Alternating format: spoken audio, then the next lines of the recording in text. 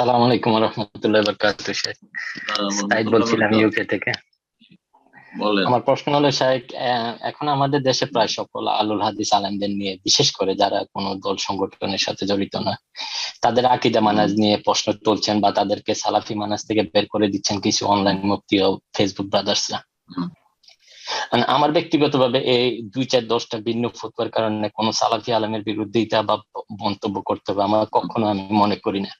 উদাহরণস্বরূপ গত জি, জি, সপ্তাহে মদিনা বিশ্ববিদ্যালয় থেকে শরিয়া আইন ও ফিকহের উপর পিএইচডি হুম, করা এক আলেমে দ্বীনের বক্তব্য কোট করে যত্রতত্র ব্যবহার ও জামাতি বলে তহমত দিয়ে হুম, হুম, ওনাকে হুম, মানে সালাফি মানাজ থেকে বের করে দিচ্ছেন।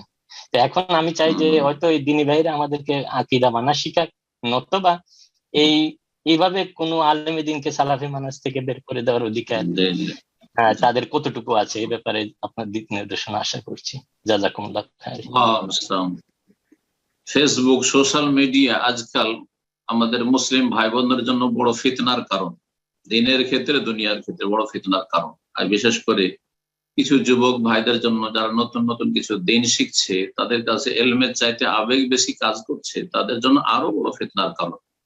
এজন্য যথাসাধ্য এই সোশ্যাল মিডিয়ার ফেসবুকের ফিতনা থেকে বেঁচে থাকে। ফেসবুক এমন একটি স্টেজ যেখানে সবাই স্বাধীন, নিজের নিজের মত পেশ করছে, যে যা ইচ্ছা বলছে, যে যা ইচ্ছা, যাকে ইচ্ছা গাল দিচ্ছে, যাকে ইচ্ছা যার সম্পর্কে যে যা ইচ্ছা মন্তব্য করছে। তো এই জন্য এই ফিতনার জায়গা থেকে নিজেকে বাঁচিয়ে রাখুন, এটি আমার উপদেশ। বিশেষ করে সকল ভাই বোনদেরকে যথাসাধ্য বেঁচে থাকেন, সেখান থেকে যদি কোনো ভালো এলেম নিতে পারেন, ইলমান নাফিয়া আমালান সালেহা, তাহলে ভালো কথা। আর না হলে এইরকম নেগেটিভ এই ধরনের জিনিস, বিশেষ করে ওলামায়ে কেরাম সম্পর্কে কিছু তাদের ভুল ভ্রান্তির কারণে, অথবা ভুল ভ্রান্তি নেই কিন্তু আপনার নজরে তাদের এগুলো ভুল, তো এগুলো বাড়াবাড়ি, সীমা লঙ্ঘন। আল্লাহ সীমা লঙ্ঘনকারীকে পছন্দ করেন না, সুতরাং সীমা লঙ্ঘন থেকে বেঁচে থাকবেন।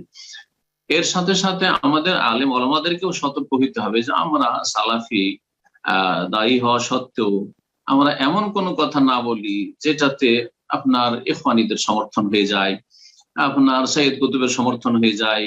দিলেন প্রশংসা করে সৈয়দ কুতুবের, দিলেন প্রশংসা করে আপনি হাসানুল বান্না, দিলেন প্রশংসা করে মওদুদীর, তাহলে অবশ্যই আপনার সম্পর্কে লোকেরা সন্দেহ পড়ে যাবে। আর সুতরাং এই বিষয়গুলি আমাদেরকে খেয়াল রাখতে হবে। আল্লাহ রাব্বুল আলামিন যেন আমাদেরকে মধ্যম পন্থা অবলম্বনের তৌফিক দান করেন এবং নিজেকে সংশোধন করার, নিজের ইসলাহের যেন তৌফিক দান করেন। জি।